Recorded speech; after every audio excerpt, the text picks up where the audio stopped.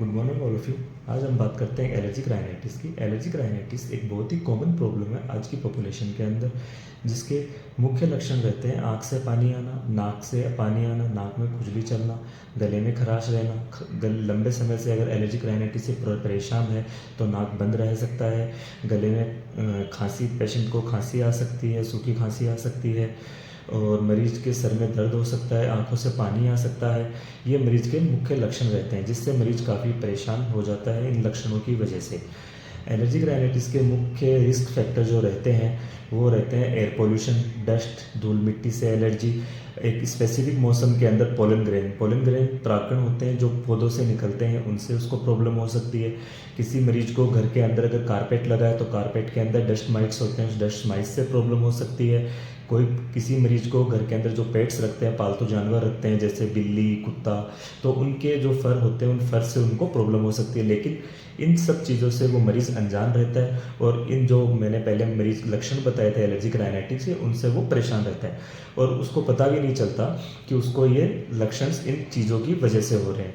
तो ये जो एलर्जिक राइनाइटिस के सिम्टम है ये बहुत ही अच्छे से, बहुत ही आराम से पेशेंट्स के ट्रीट किए जा सकते हैं with detail history of patient की अगर हम लेंगे और पेशेंट से हम उसके बारे में, उसके कब उसको प्रॉब्लम होती है, उस चीज़ों के बारे में पूछने पे, पेशेंट से हम बहुत अच्छे से पूछने पे ये पेशेंट आराम से बता देगा कि उसको इस टाइम पे ये प्रॉब्लम होती है और उन प्रॉब्लम्स को हम आसानी से दूर कर सकते हैं और उस एलर्जिक पेशेंट को हम ट्रीट कर सकते हैं। एलर्जी पेशेंट को ट्रीट करने के लिए हमें मरीज़ को एंटी हिस्टामिनिक्स देने होते हैं, एंटी एलर्जिक देने होते हैं और कुछ नेजल स्प्रेज आते हैं जो डॉक्टर की सलाह पे ही यूज़ करनी चाहिए। बिना डॉक्टर की सलाह के उनको नेजल स्प्रेज को ज़्यादा लंबे समय तक यूज़ नहीं कर सकते। और हम एलर्जिक राइनाइटिस से बचने के लिए मरीज को जो इनको प्रॉब्लम होती है, जैसे धूल मिट्टी से किसी को प्रॉब्लम है तो उसको मास्क लगाना चाहिए। किसी को अगर बिल्ली या कुत्ते के फर से, उनके बालों से प्रॉब्लम होती है तो हमें उनको पेट्स को घर से बाहर रखना चाहिए।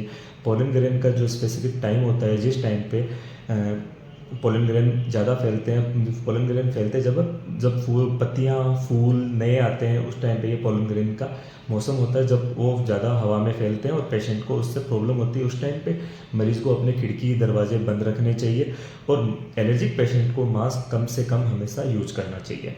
अब एलर्जिक पेशेंट प्रॉब्लम ये है कि एलर्जिक पेशेंट किसी भी डॉक्टर्स के पास में जाके अपने सिम्टम्स बताता है, डॉक्टर्स उसको एंटी एलर्जिक, एंटी हिस्टामिनिक दे के छोड़ देते हैं, जिससे मरीज़ ठीक से अच्छे से ठीक नहीं हो पाता है बिना उसके पेशेंट के कि उसके क्या कारण रहे हैं जिससे उसको पेशेंट को एलर्जिक राइनाइटिस हुई है, पेशेंट इन सिम्टम्स से परेशान है, उन चीज़ों को डिटेल हिस्ट्री मरीज से नहीं ली जाती है।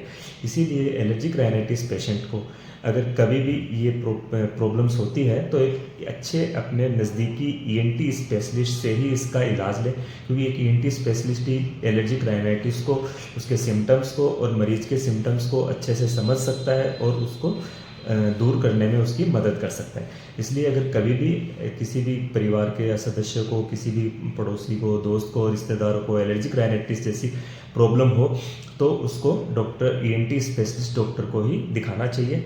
धन्यवाद।